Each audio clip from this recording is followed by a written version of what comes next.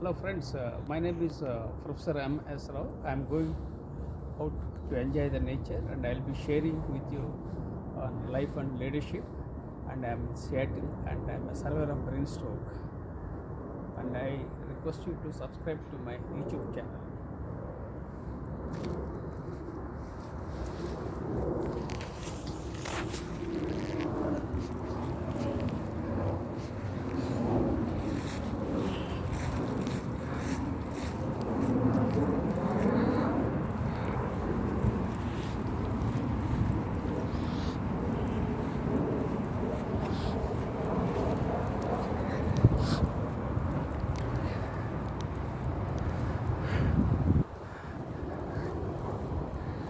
So this is the place where my younger son Ramakrishna Sai lives, and this is in and around our home in Seattle. So I'll walk and share my story.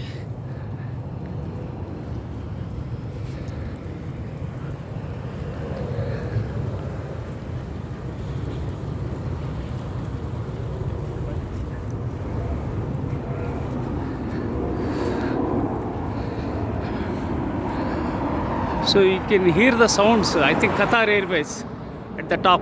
Yeah. So airport is nearby, and I came to Seattle through by Qatar Airways. So friends, let me introduce myself. My name is Professor M.S. Rao. I have authored 53 books, including the award-winning book titled See the Light in You, for which the Nobel laureate His Holiness Dalai Lama has written a foreword. I have 43 years of diversified experience, including Indian Air Force, business, teaching and training. I am a late bloomer, dyslexic, ADHD, OCD. Add to that the brain stroke worsened my health in the year 2021. I don't get any pension, I don't have any regular income. I don't have two-wheeler, I don't have four-wheeler. I am 61 years old. I was born into a toxic family and grew up in a toxic environment. My life is full of struggles and sufferings. I have mental challenges, physical challenges and financial challenges. Despite all the challenges, I rose from the ashes like a phoenix. So never ever give up in life. Keep moving and keep rocking. Life is an opportunity, life is a gift. I will share with you briefly about Seattle. Now the color of the leaves have changed and leaves fell down on the trees. Some 3 days back I found trees with leaves with different colors. Now within 3 days things have changed and leaves fell down. You can see the leaves falling down. So very drastic change, and I am in for the last 2 months I am in Seattle, and we entered fall season. Actually this fall season is very good, very pleasant, but the challenge with Seattle is that Seattle is a city of contrast in weather, and it keeps fluctuating. Sometimes it rains, sometimes it drizzles, sometimes cloudy, sometimes you can see sun, and sometimes it is foggy. It keeps changing and it's not stable, but overall Seattle is a beautiful city. And first time I came to Seattle with my wife, and I am living with my wife along with my younger son Ramakrishna Sai. So you can see the places in and around the place where we lived, and I started walking and sharing my stories. Seattle is a vibrant city, and uh, Seattle people of Seattle are very amicable and adjustable, and they respect diversity, they respect LGBT. There is a lot of freedom in Seattle, and Seattle is one of the finest cities in USA, and it's relatively costlier than Dallas, where my younger son Ramakrishna Sai lived. For the last few years, my younger son lives in Seattle. I don't know where he will move to the next level.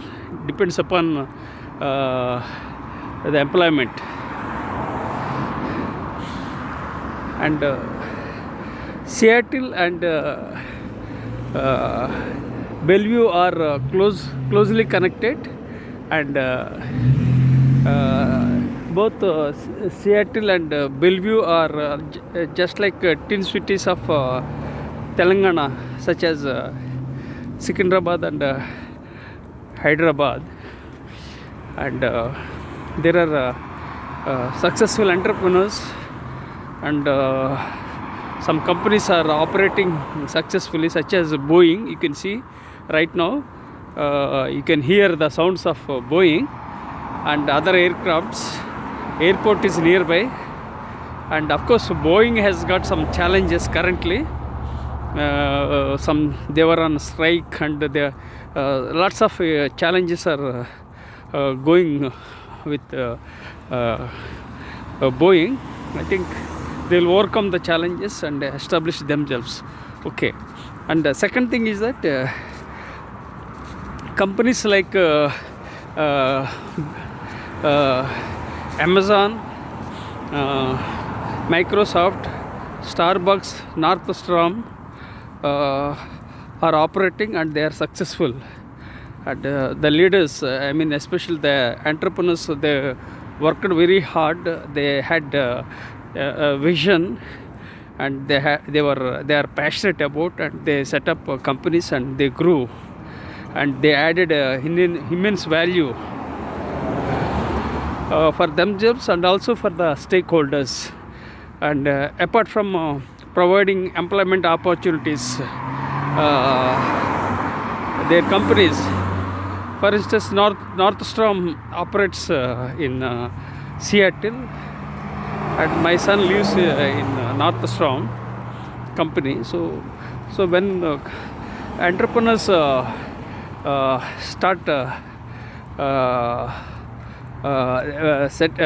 when entrepreneurs set up enterprises, so that there is a lot of value for the people and the society as a whole. So we should encourage entrepreneurship, and entrepreneurship is full of challenges, and entrepreneurship is for brave-hearted, not for faint-hearted. And most of the people fail, and some people they give up. Some people they give up due to challenges, and so like that, lots of challenges are there. But overall, we should encourage entrepreneurship. With entrepreneurs, we can add value and impact people as a whole.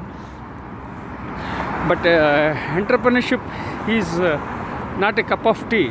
It's better for thorns, and you must be willing to learn from mistakes, and you have to learn and move on, and you have to learn, unlearn, and relearn.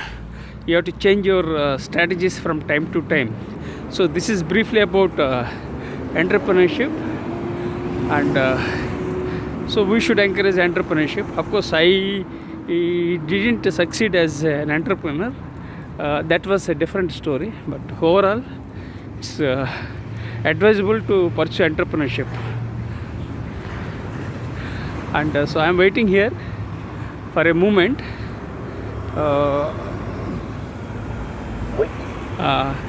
So once I press the button, Then I get the opportunity to walk the other side of the road. So I pressed the button. Here rules are very strict. I'm standing at the junction. So I'm walking forward quickly. So we are given a few seconds of time. Yes, we have crossed the time. We have crossed the time.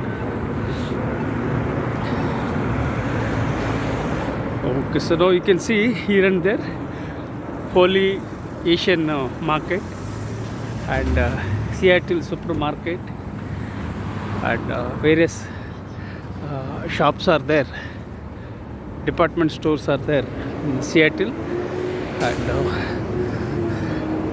so now I'll start with various aspects, and I'll start with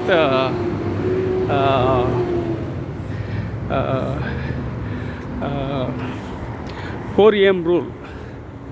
So I started Professor MsRao's 4 a.m. rule, and I create frameworks, I create rules, I create models and methods, principles like that. I keep doing because I'm curious and creative by nature. So although I'm not smart and brilliant, although I'm below average in intelligence, but I still keep moving because of my creativity and curiosity, and I'm very curious to learn the things as much as possible, right from childhood to till date. I have been learning and growing constantly. Of course, although I don't have any materialistic possessions, I don't have materialistic ambitions, but I feel happy that I'm adding some value and impacting the people, and I'm sharing my knowledge freely with the world. I have 4 blogs and 3 YouTube channels, and I started Professor MsRao's 4 a.m. rule. I keep getting lots of triggers. I get triggers while walking and while teaching with students, and I get ideas from different angles. Yes, sometimes in the washroom, sometimes in the classroom. So I keep getting ideas and I explore and I take them. I write down the things. A short pencil is better than a long-term memory. So I usually write my ideas with pen and paper.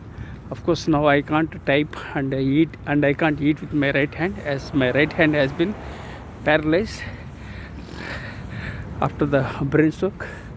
So my right shoulder is numb. So challenges. So I am holding my smartphone with my left hand, and I can't shift my smartphone from left hand to right hand as my right hand is problematic. So it's very stressful to hold my smartphone with my left hand, and I have to walk, I have to share my stories, but still I enjoy what I do.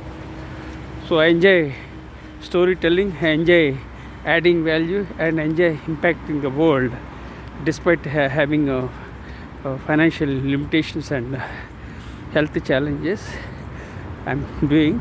So my idea of recording my memories is to share my stories on my smartphone, and I want to inspire, I want to share my story and impact the humankind. If some of my stories resonates, that serves my purpose. So I feel that I have done something good for the people. When you throw a stone on the water, you find the ripple effect. So life is like that. So we have to throw the stone so we get the ripple effects. So we have to be I'm very positive by nature, and my blood group is positive. precisely my blood group is B positive, and I am positive by nature, and I keep moving despite limitations. And I have a chronic back pain for the last 17 years, and of course I've been hitting gym for more than 40 years because I am an Indian Air Force veteran, and I'm so it's very cold now in Seattle, and luckily now it's not raining. Rain may come at any time, we can't predict, but still I take a risk and come out. So this is what I am doing. So I started walking. So now this I started Professor M.S. Rao's 4 a.m. rule. It's based on my Indian Air Force habits, and being an early bird, because I joined Indian Air Force when I was 18 years old.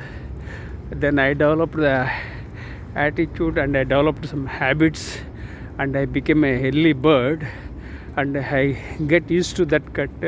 I get used to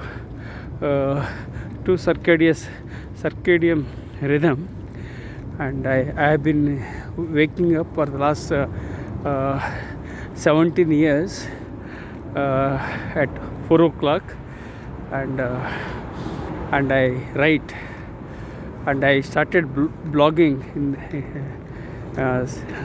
since 2007, and so this principle, or what I would like to call it as a rule, Professor M.S. Rao's 4 a.m.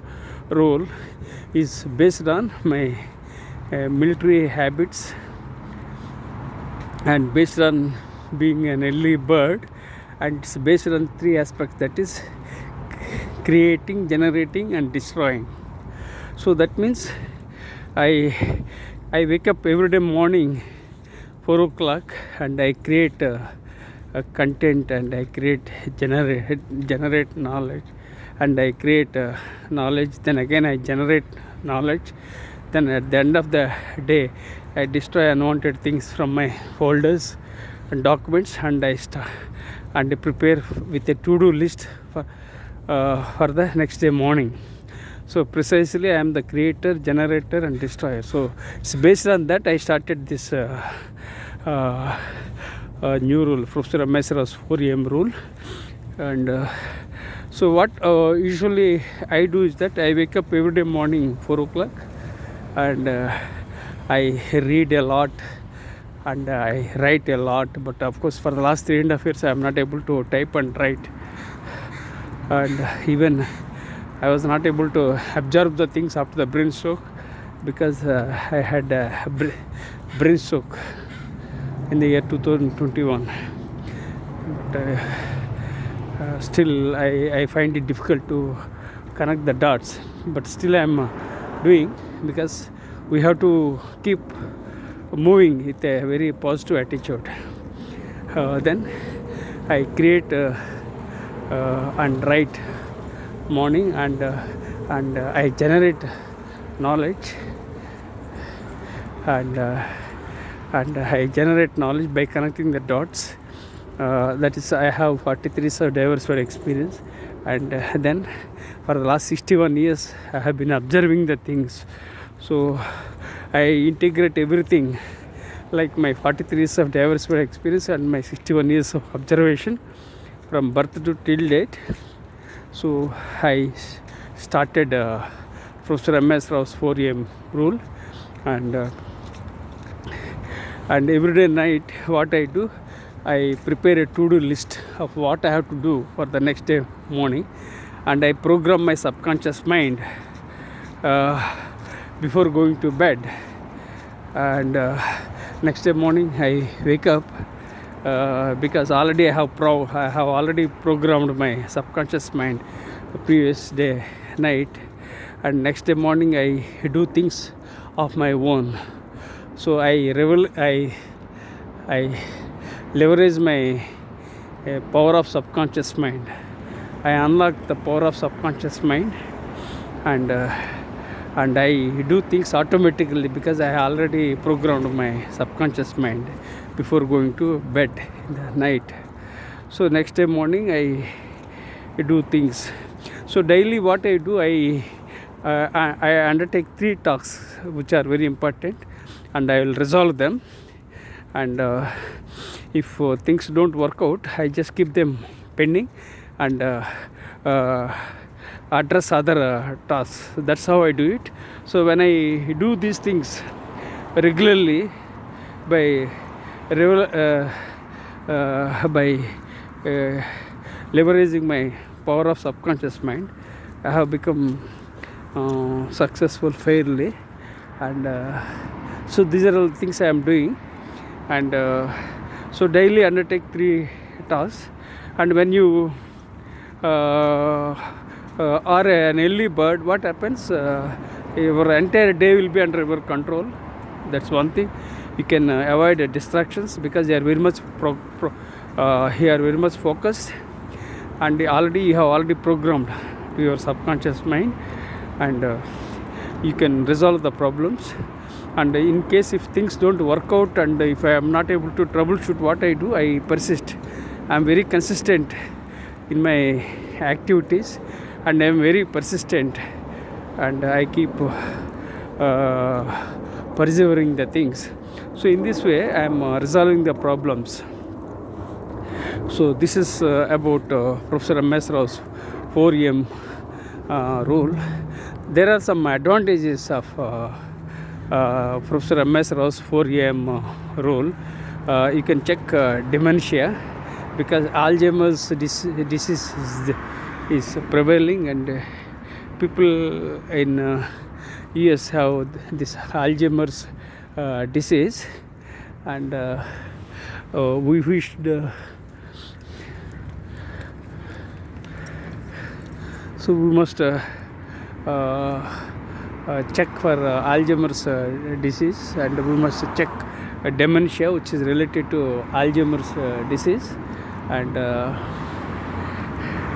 apart from checking dementia, you can check decision fatigue, you can check depression, and you can avoid distractions, and you can stay yourself clearly focused on your goals and objectives.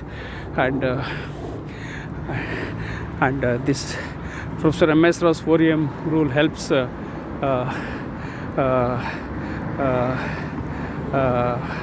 emphasizes Professor M.S. Rao's 4M rule emphasizes walking, meditation, and swimming. And I was a gold medalist in swimming in the year 2007 or 2008. I don't remember the year, but I was a gold medalist in a district. So we should encourage people to go for walking. And now I am walking, and I get ideas when I walk. So usually I enjoy walking because I get ideas when I walk. Apart from doing gym and other things, I also go for a walk. So when I walk, I get fresh ideas, and I capture my ideas, and I keep moving. And whatever I write down, and I capture my ideas, and I have ideas box, and write down the ideas on my document. And I have different documents. One is for ideas, one is for triggers, one is for research. Like that, I have multiple documents. So I capture my ideas and take them. And when you write down the things, that means you persevere, you don't give up. And a short pencil is better than a long-term memory. So these are the things I mentioned in the rule, that is Professor M.S. Rao's 4 a.m. rule. And this is very much useful for early birds. Of course, there are people who are night owls, and some people they work at different time zones, and they have different circadian rhythms. But overall, it's good if you go for if you are an early bird and if an early riser. It helps you in the long run, but we can't force people. Everyone has their own circadian rhythm, so we should respect. But it's ideal to go for following Professor MSRao's 4am rule, and I'm doing research, and I continue doing research. So I have like that. I keep doing research on various aspects, and I implore you to become an early bird so that you can improve your productivity and performance, and you will have the entire day, and you can focus on your goals and objectives. You can get lots of benefits. And so this is briefly about Professor MSRao's 4am role. So I'll discuss on other topics also. I'll talk about soft leadership, because as I mentioned, I talk about different methods. I started a MECAS method about teaching and training. Then I started rules, that is Professor MSRao's 4am rule. Then I created a framework, soft leadership, which has got some models and framework, and so like that I keep doing lots of things, and I still do things, and because I want to do certain unique things, so that I can impact the world in a huge way. So these are the plans I am having. Not also I am plans, I am executing the things. Whatever I have, I take them to writing, and keep adding value and impacting them. So now I'll talk about soft leadership. I started a new leadership perspective, that is soft leadership, and this soft leadership is a new direction to leadership. And just a moment, I'll come to the ground and I'll enjoy the ground.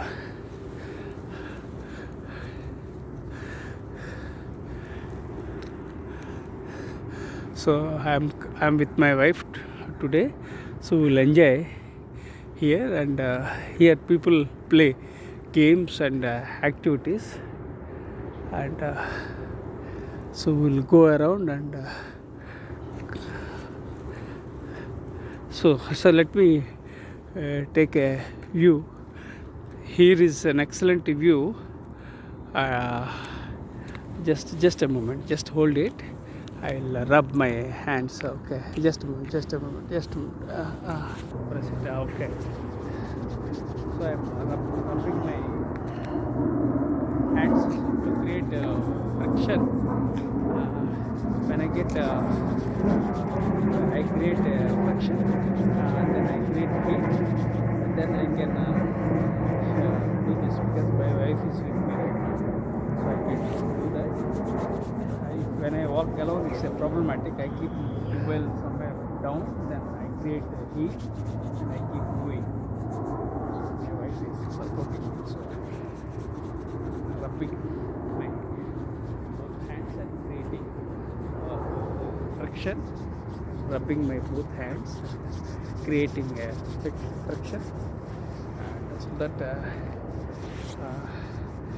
can create a heat, and I can take a break for a few seconds. Okay, now I created a heat, and I will.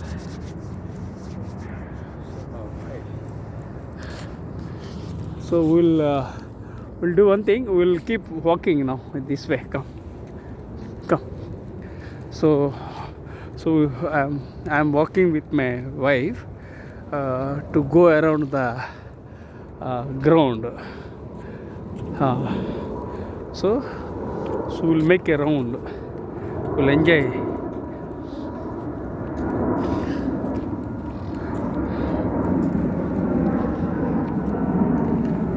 Oh, this is again what is this?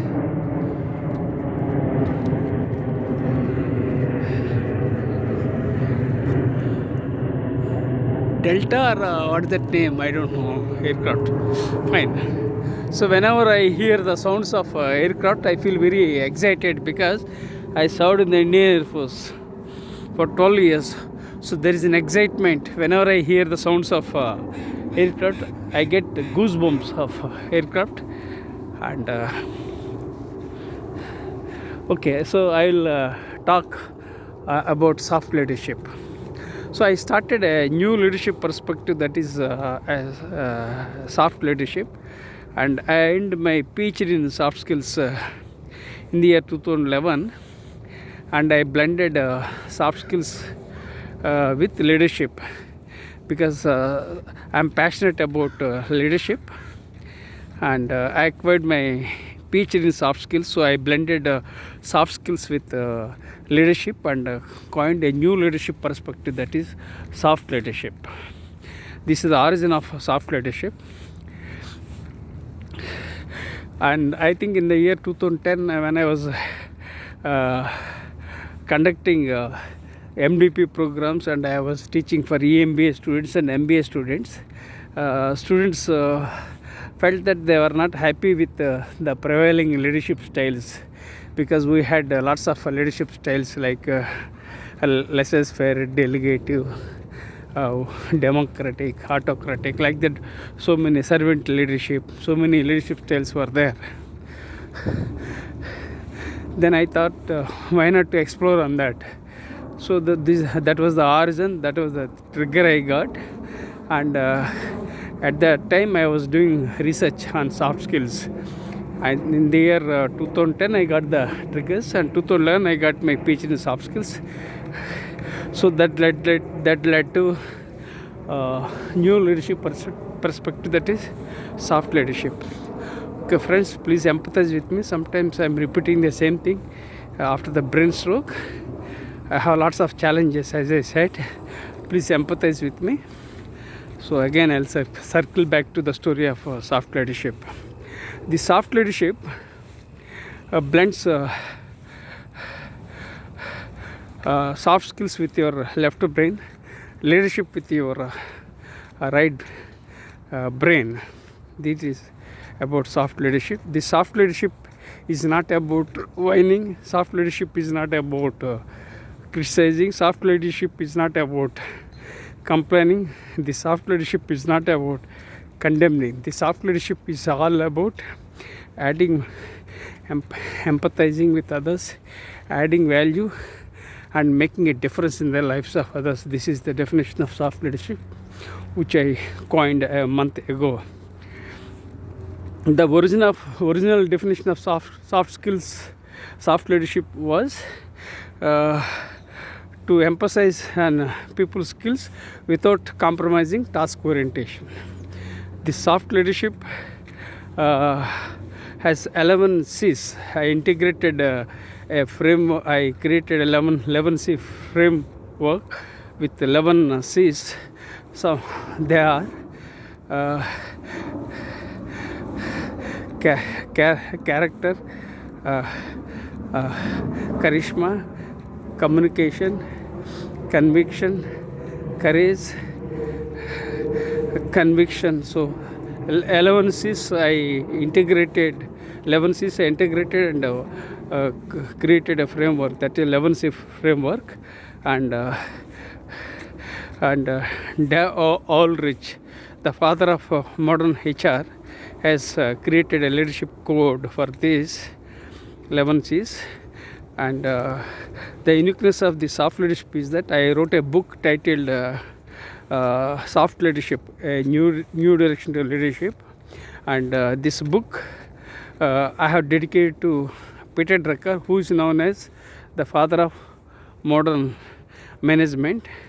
And that was the one uniqueness. Second thing is that, and the father of modern marketing, Philip Kotler, has written a foreword for my book titled Soft Leadership, A New Direction to Leadership. That is second aspect. Third aspect is that the father of modern HR, Dave Ulrich, has created a leadership code for this book. And the fourth aspect is that I am known as the father of soft leadership globally for my, as I have contributed lots of research papers, and I published around 300 research papers and more than 1,000 articles in various magazines. So because of these four unique aspects, so I am known as the father of soft leadership globally. And when you Google my name, soft leadership, you will find lots of material about soft leadership, and you will find still I am doing research, and I get interviewed by podcast hosts and interviews, and I am doing research still, and I want to do something unique to impact the humankind. So currently I am planning to integrate soft leadership with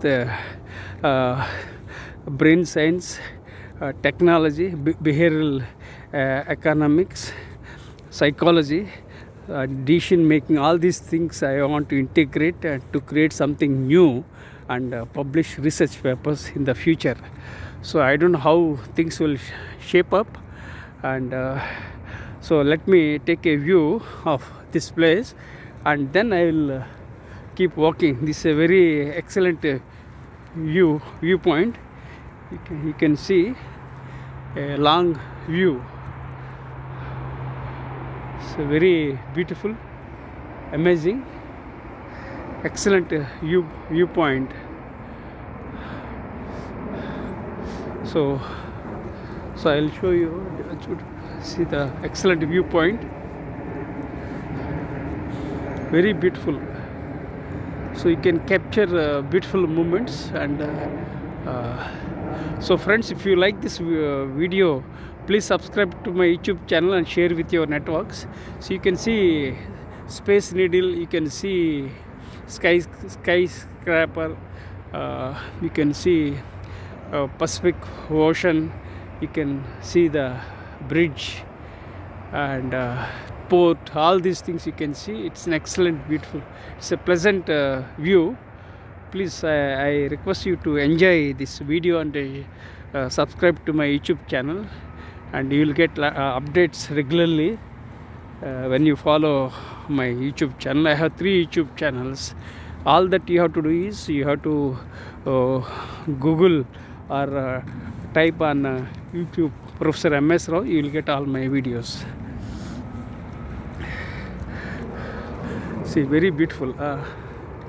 Now it's very close, very, very pleasant. Life is beautiful. Life is beautiful. Life is amazing. Life is great. And life is a miracle. Life is a magic. Life is full of opportunities. Enjoy the journey. Enjoy every moment of your life. So this is the ground where you will Jefferson Park, which is very nearby. You can see different viewpoints from here. So I'll take you further. Then I will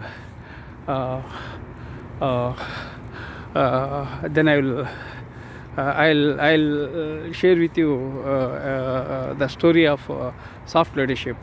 So still I am doing research about soft leadership, and I want to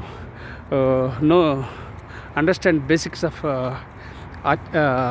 artificial intelligence and technology. And technology is Greek and Latin to me, but I have to learn. And unfortunately, I have health challenges for more than 3.5 years. So hopefully, I'll be get back to my feet, and I will start researching about technology, AI, and I'll integrate technology with brain science, and I'll integrate with psychology, behavioral economics, and soft leadership, and create something unique to the world and impact the world. So I am planning to write some research papers, and I want to create some unique. I want to write unique books. So these are all the things I'm on the pipeline. So I want still after 3 days I'm getting one more opportunity to get interviewed on soft leadership. So I request people to interview me, and sometimes they approach me to interview me, sometimes I approach them to interview me. It's either way. So when I get interviewed by various people, I get new ideas, and I have triggers of soft leadership on a document. So I keep exploring, and I keep moving. So that's how I do it, and so that So I'm a researcher, and I'm an author. So we have to do research. I'm a researcher and author. So I research and update my documents and explore new things and connect the dots. That's how I do it.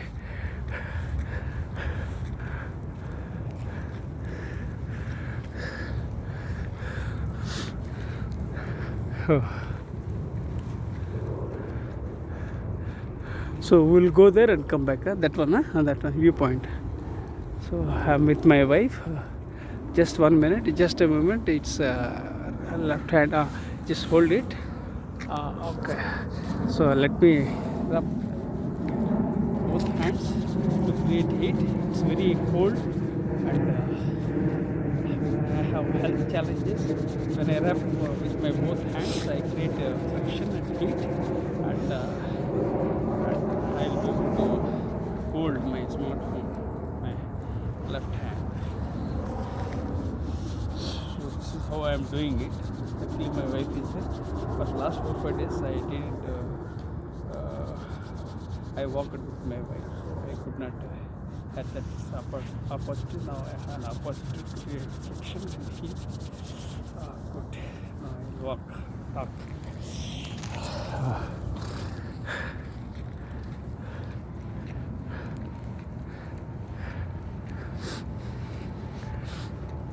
So luckily it's not raining, but we can predict. See, you can see the viewpoint here. T-Mobile Park, Space Needle, skyscrapers, and you can see the aircrafts flying over. Different kinds of aircrafts are flying over because it's very close to airport in Seattle.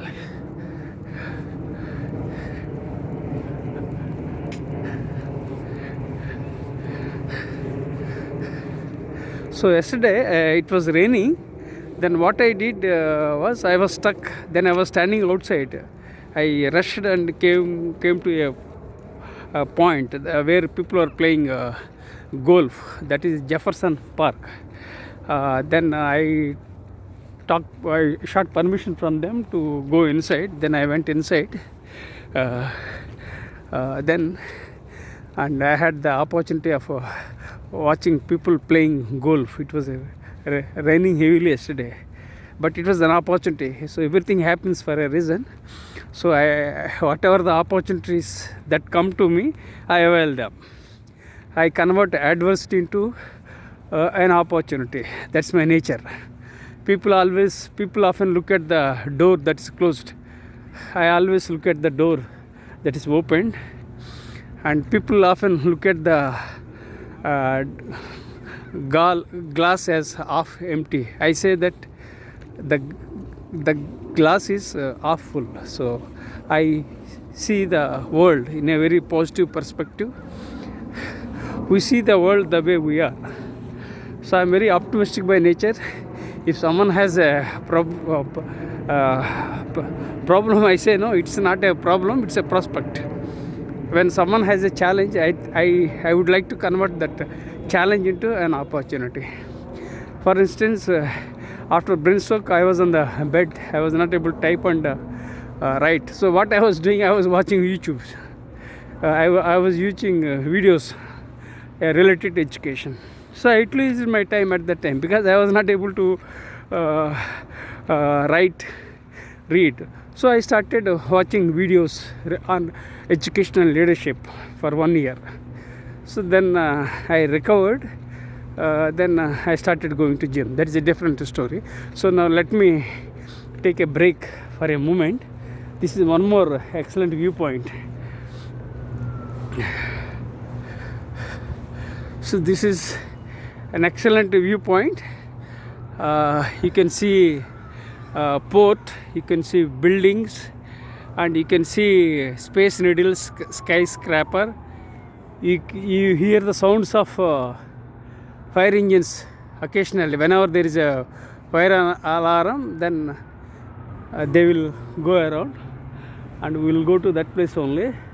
We hear the sounds of fire engines, and you can see the viewpoints of Space Needle and skyscrapers, Pacific Ocean, harbor, port, all these things you can see. It's an excellent viewpoint. So I implore you to subscribe to my YouTube channel and share with your networks. And you can also see this T-Mobile Park. So it's an amazing viewpoint. So enjoy, friends. So now I hear the sounds of fire engines moving here and there. Whenever there is a fire alarm alert, so fire engines keep moving. So here things are very strict. You can see the Jefferson Park from very long view. You can see the aircraft flying over, which is very close to, which is in Seattle airport. So enjoy every moment of your life, friends. Avoid regrets. Don't think too much about your unpleasant past, which will never come back. People waste 30% of their unpleasant past. People waste 30% of their precious time by thinking about the past, which will never come back. So people think too much about the future, which we can't predict. So learn to live in the present. What you have right now is the present.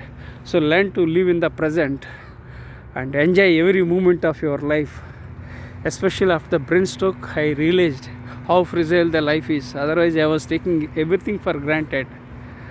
Now I'm very serious, and I started enjoying every moment of my life. So life is an opportunity. Life is a gift from God. Enjoy every moment of your life. So it's beautiful. I think today it's Monday, I think.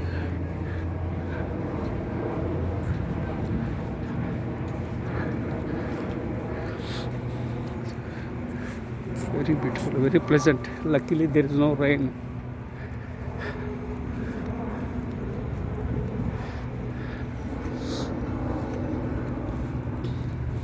So now I will we have made a round.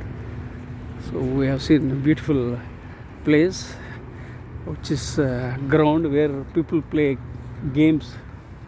They enjoy.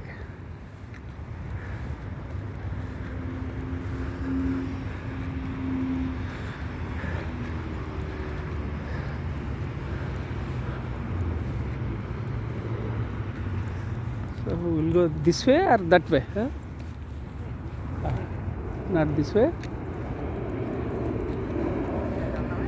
No, anyway, because we'll see. Because here sometimes people play, so we can enjoy. So I'll go around. Somebody's walking. Really, people are enjoying in America.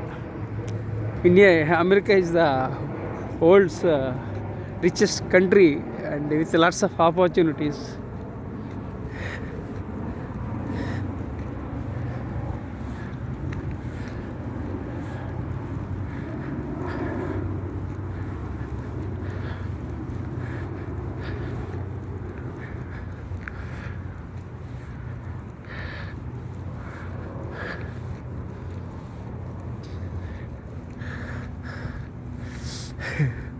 Somebody is throwing the ball, catching the ball. Dog. Somebody is throwing somebody is throwing the ball. A woman is throwing the ball, and the dog is picking up the ball. Oh, good! It's fun. So people are enjoying life in USA.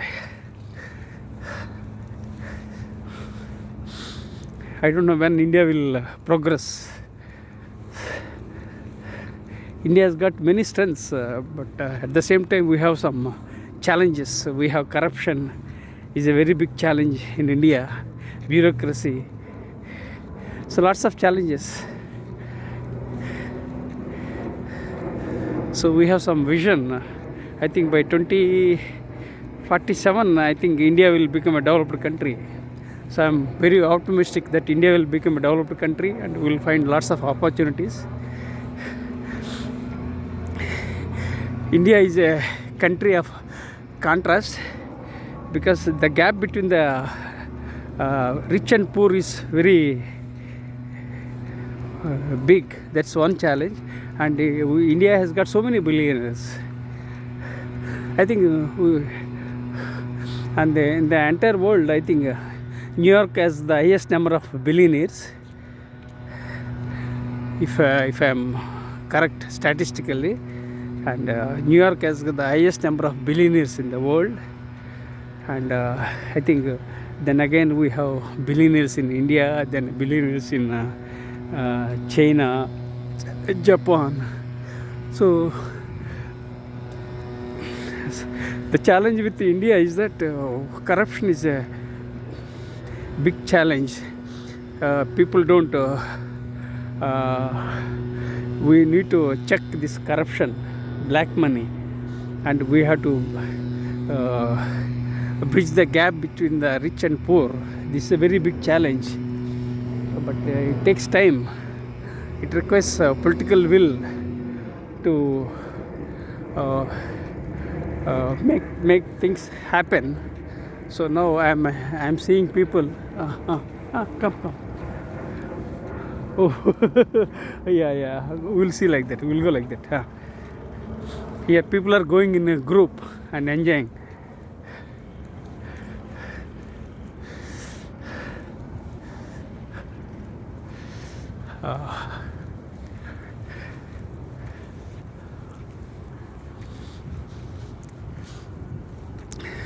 So let me enjoy the viewpoint.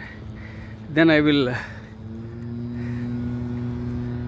I'll go and wait there. Just come, just for a moment.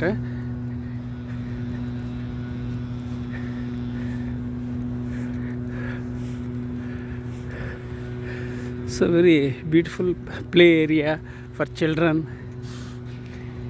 Yesterday Sunday it rained, so I could not enjoy, and rain was a dampener. But I utilized that time. I utilized that opportunity of watching golf. People were practicing yesterday. I enjoyed a lot. So first time in my life I enjoyed.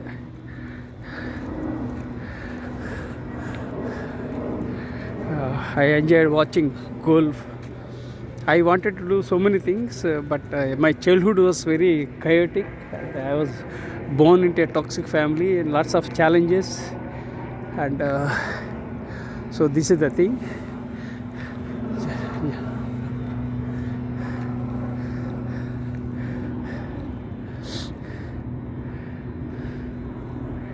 So I will share with you about the story of India and USA. Then I will talk various other aspects. Just hold it. I'll just go and come. Hold it. Yeah. Just hold it.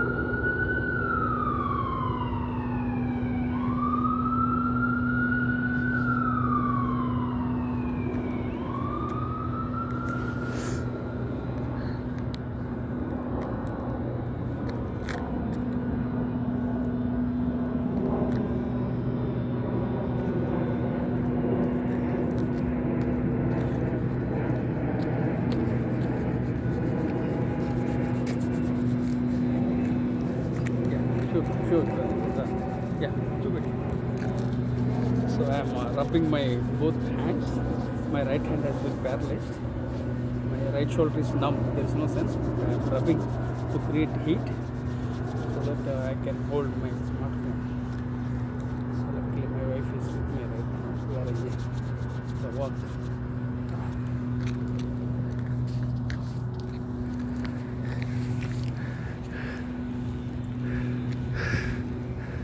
Yeah, so luckily there is no rain today. So India and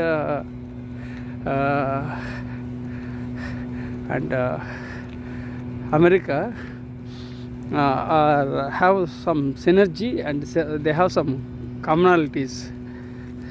The basic commonality is between India and America is that we are democratic countries, and America is the oldest democracy, and India is the biggest democracy, and democracy trumps. People have their own ideologies, differences. That is different, but at the end of the day, we have to emphasize on democracy. When you have democracy, people have the opportunity to grow, and they will enjoy freedom, dignity. Of course, people can become rich or poor. That is that we can't help, but people have the opportunity to grow in their lives. So we must emphasize democracy, and we must advocate democracy. And Abraham Lincoln said, democracy is for the people, by the people, of the people. So it's correct. So when people live in democratic world, they enjoy freedom and dignity, and they explore opportunities. They may have differences, they may debate, they come to a conclusion. Countries have their own ideologies, parties have their own ideologies, but at the end of the day, democracy trumps. And there are some totalitarian regimes. They are not successful, but whereas the democratic countries are successful, fairly they are doing better than the totalitarian regimes.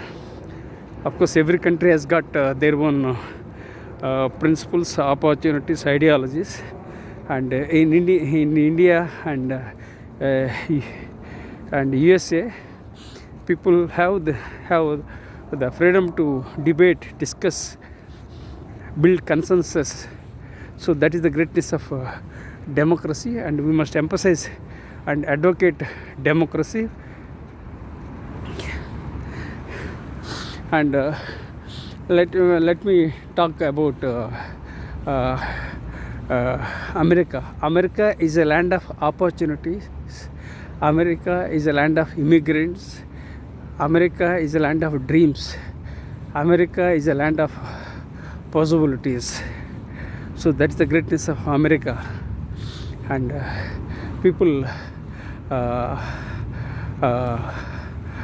migrating from developing countries to come to USA, so that they can lead better life, they can have better quality of life. Now after I came to USA, because we know about USA as an outsider, as an Indian, but as an Indian experiencing in USA, I feel the difference. Really, it's a very amazing life in USA, and people are migrating from developing countries to developed countries, especially America and some other countries like Australia, even Canada, New Zealand. So some affluent countries, they are migrating for better opportunities.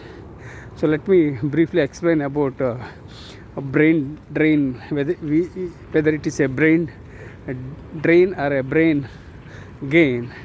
It all depends on how you view it.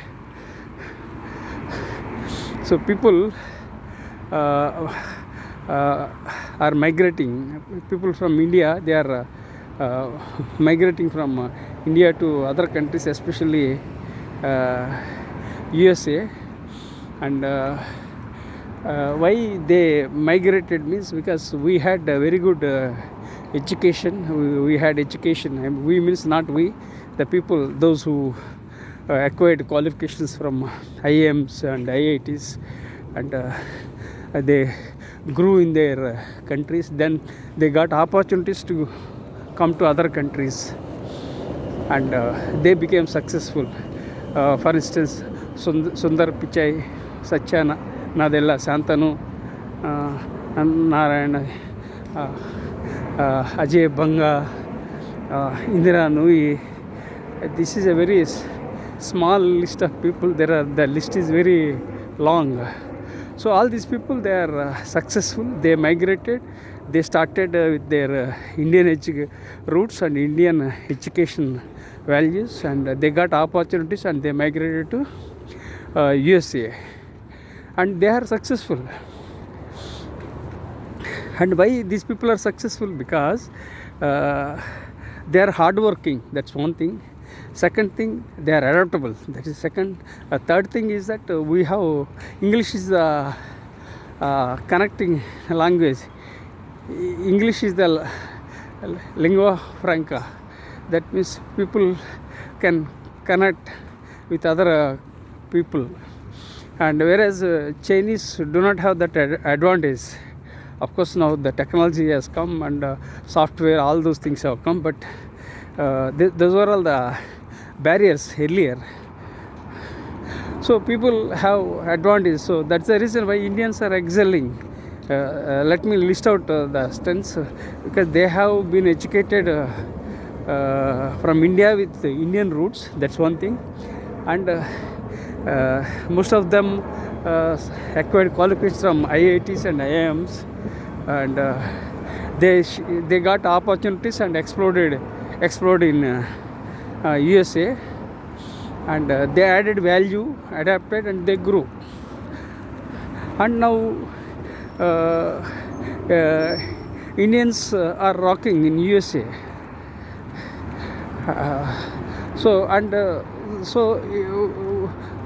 Some people say that the talent is going from India to USA. We can't blame, we can't criticize. See, wherever talent comes to the top, when people find opportunities, they migrate. It's not only now, in the very long back, a few years back, many years back, people migrated because of famine and various challenges. They went by ships, came to other countries, and some of the Tamils, they are in various countries like Malaysia, Singapore, and Mauritius. So various countries, people have migrated very long back. Now this migration is not something new. It happens everywhere, and it's visible. And there is a brain drain, we call it. And I would like to say that it's a brain gain, because we get exposed with the people, and we are gaining. And sometimes what happens in India, people don't get any opportunities due to politics, bureaucracy. So people don't get opportunities. So when they don't get opportunities, they migrate to some developed countries like America. They grow. So so many factors. Of course, although we love India, we are all Indians, but still people look for opportunities. There are people, they are migrating. Previously, we had joint families, and people came to children used to go to parents and spend some their time. So now the things have changed. The parents are selling their properties from their native places and coming to cities with children. So this was the challenge. And people from the villages, they are coming to cities in India, and people from the cities in India, they are coming to developed countries, especially USA. It's a natural process. You can't stop it. It's quite natural. So we have to accept. So whether it's a brain gain or brain drain, it's for you to make a decision. But I feel talent comes to the top. Those who are capable and visible, and they are working hard. Those who are working hard, they rise to the top. No politics can stop. Nobody can stop the people who have the potential. Cream is meant for coming up, right? So that's about brain gain and brain drain. Now that I will connect with USA and India. So I am connecting the threads mentally through storytelling. It's for you to take whatever you feel comfortable, whatever you feel you don't like, you can discard. When I myself don't stick to certain things, because I make some decisions at some point of time. Sometimes I feel that I made a bad decision, then I just leave it. So it happens for everyone. If you again stick to the same bad decision forever, then it's folly, right? So don't do such things. When you know that something is not working out, it's better to leave it and move on and try something new, like that. So both India and America, they have synergy, and Indians in USA, they have strong lobby, and even the American politicians in USA, they celebrate Diwali and various festivals. So that shows the growing clout of Indians in USA. So right, so India is very strong. It's not after Narendra Modi ji became the Prime Minister, India became very strong. Of course, we have some other challenges within the country, but overall, under the Sri Narendra Modi's leadership, India has grown strong, and he is not corrupt, and he doesn't have any children. So he was born to do something big, and he will do it and go away. That's it.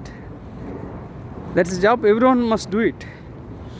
Even in my life also, there is some spark that is driving me, that is moving forward. Despite being dyslexic, despite being ADHD, despite being OCD, despite being having a brain stroke, despite being born in a toxic family, growing up in a toxic environment, despite having financial, mental, physical challenges, still I kept moving, because there is some spark that is driving me, that is moving me. So it may be a divine power or some internal spark that keeps driving, and I am growing.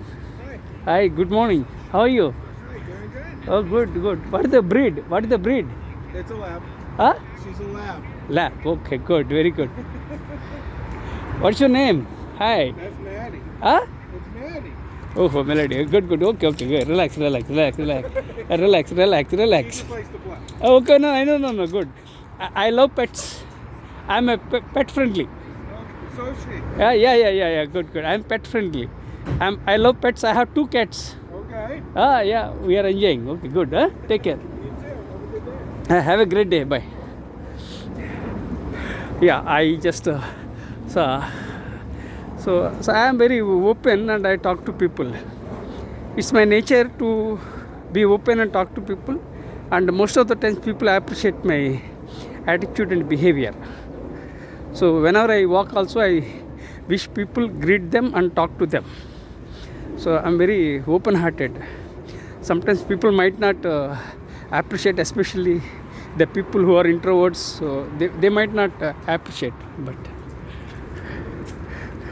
so okay, fine. Now let me get back to storytelling. So I was talking about America and India. So Uh, Modi ji is doing good, and Sri Narendra Modi is not corrupt. He's very honest. He's a patriot, and we are not competent enough to give such kind of qualification to Modi ji. That everybody knows that he's a patriot and he's a nationalist, and he's not corrupt. He doesn't have any family, so he's adding value and impacting the world. And he says there is no saturation point in his life. Third time he became PM, Prime Minister, and he was a tea seller. A common man could become Prime Minister of India 3 times. So imagine how much dedication Mr. Narendra Modi has. Of course, some of the views we don't, others may disagree with Modi ji, but overall I am very happy with Sri Narendra Modi ji. He's a nationalist, he's a patriot, he cares for his own people, he cares for the national interests. He always thinks about India's interests. He won't compromise like anybody else. So this is the greatness of Mr. Narendra Modi ji. Sorry, sometimes I am stammering and I am struggling to speak properly. Please empathize with me, please bear with me. And my views are personal, and don't get me wrong. If people dislike, and people have the freedom to agree, and people have the freedom to agree, people have the freedom to disagree. So we have to respect them because we are in a democratic world. So India can grow like any other country, provided we can check corruption, and if there is a strong political will to, and so like that. Once Indira Gandhi was very powerful, and I admire Indira Gandhi ji. And when I was in race course New Delhi, I served in the Indian Air Force, and I think in the year 1963 I was in race course, and I had the opportunity to live in race course where late Indira Gandhi was there living. So I used to see her often. So she was a very powerful woman, great woman. So some people are born with some unique qualities and charisma. They are very strong willed, and they mean business. That's it. So Indira Gandhi did whatever was possible within her own limits. Of course, Modi ji might not appreciate the views of Indira Gandhi, but she did certain things that were good, and she cared for country. And when there were some challenges arising from Bedranwala, she handled ruthlessly. It was required because country is more important than individual. For any leader, country is more important than individuals. Individuals come and go, but countries should be forever. Let me clarify my point. People come and go, leaders come and go, but country should stay forever. I mean, our India must stay united, because Indira Gandhi was a great leader. She was a great leader. Now Modi is a great leader, and another leader will be born. So it's part of life. So we should care for people, and we should not care for fame and prosperity. Oh, okay. Okay, just I am standing here. Just hold it. I'll rub my hands. Hold it. Hold it. Hold it.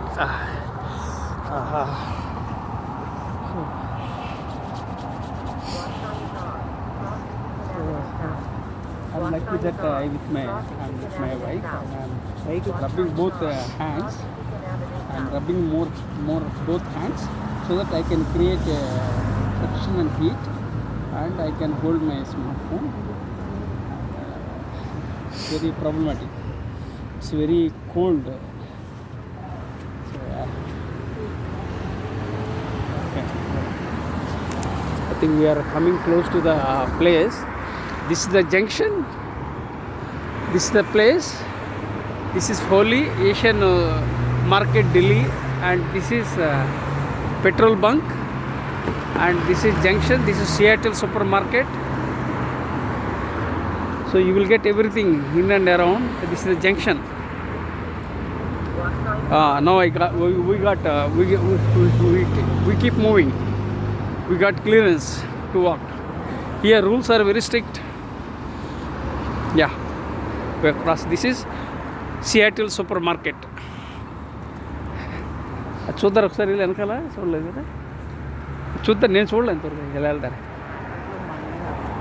చూసి వచ్చేదా అది వద్దా లేదు బయట నుంచి చూద్దారని చూద్దారండి ఒకసారి. ఎప్పుడు చూ bakery cafe Seattle super market.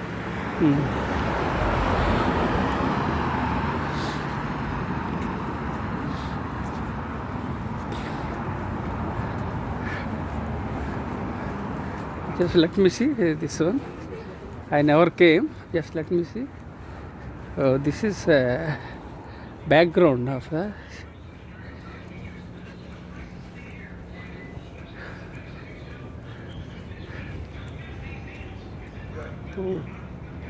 this is Seattle supermarket.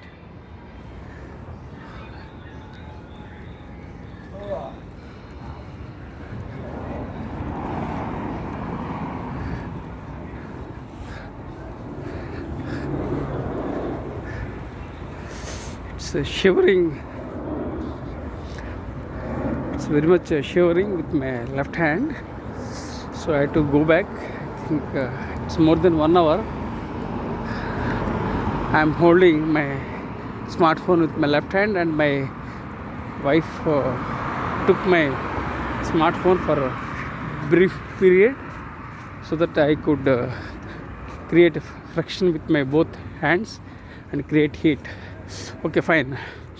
So I was talking about democracy and synergy between India and synergy between India and America. Both are very great countries, and we Indians emphasize Vasudhaiva Kutumbakam. That means the world is a small family. That means we are one, despite having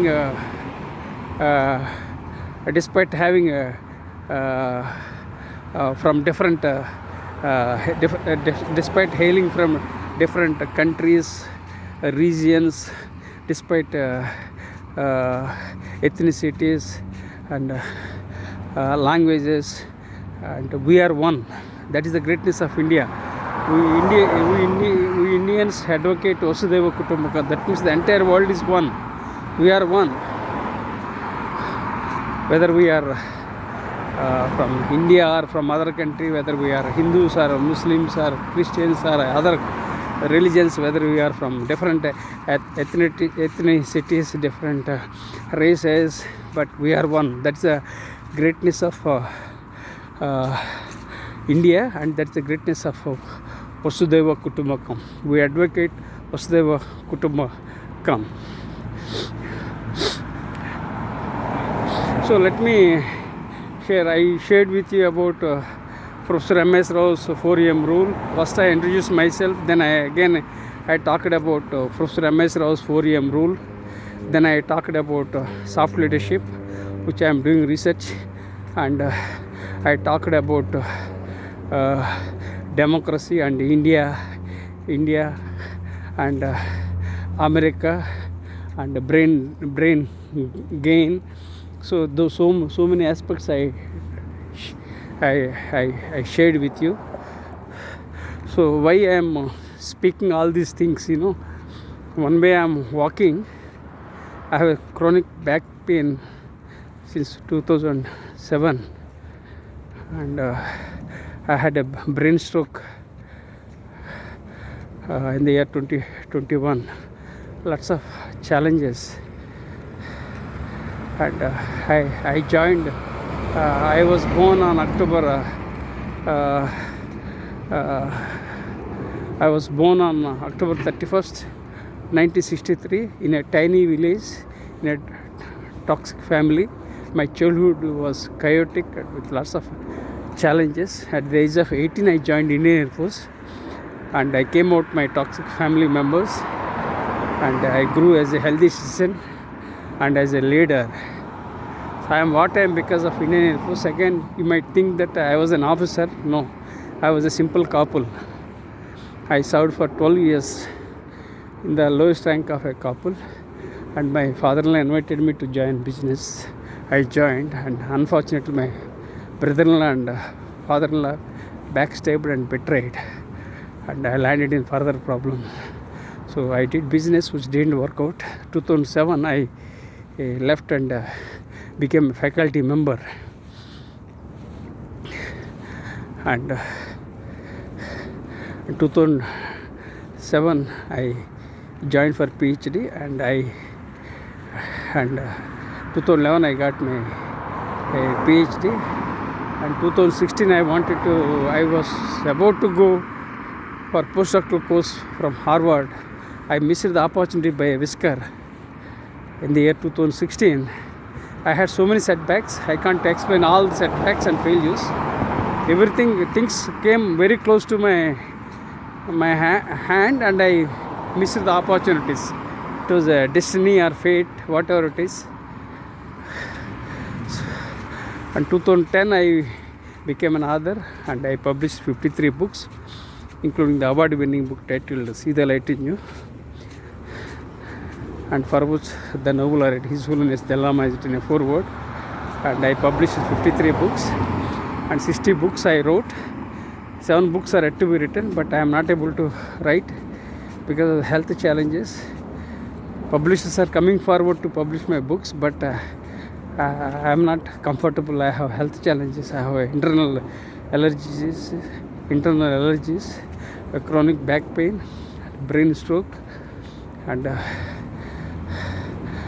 in 2021 literally I collapsed. My right portion of the body was paralyzed. Then I bounced back because of the power of my subconscious mind and because of my healthy habits.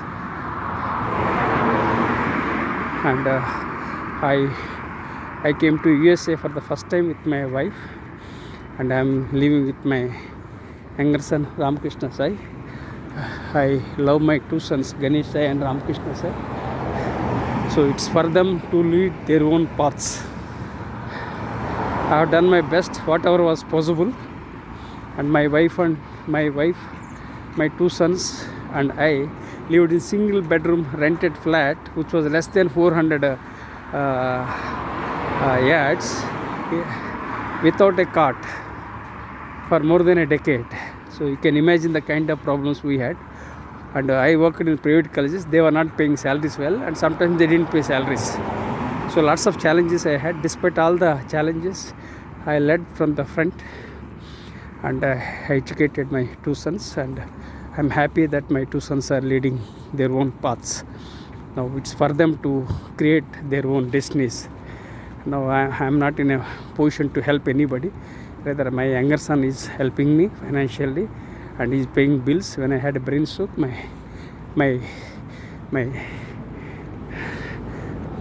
just 1 minute. Here something is free, so people can come and take. Yeah, this is a great concept in US. Whatever is free, you can keep it here. People can come and pick up. It's a nice thing.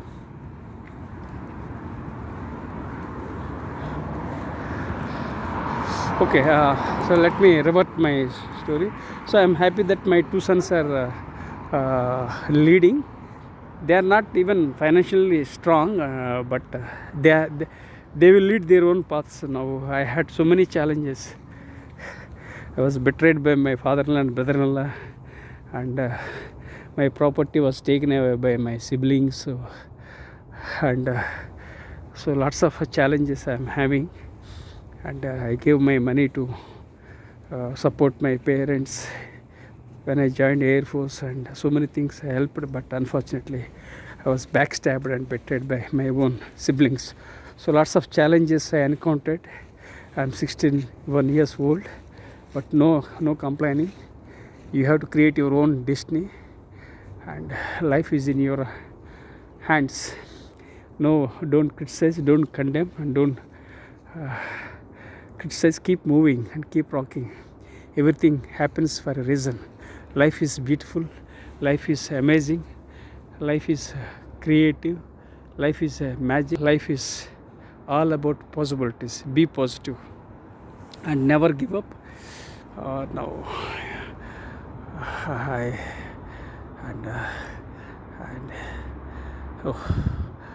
I'm exhausted with gratitude.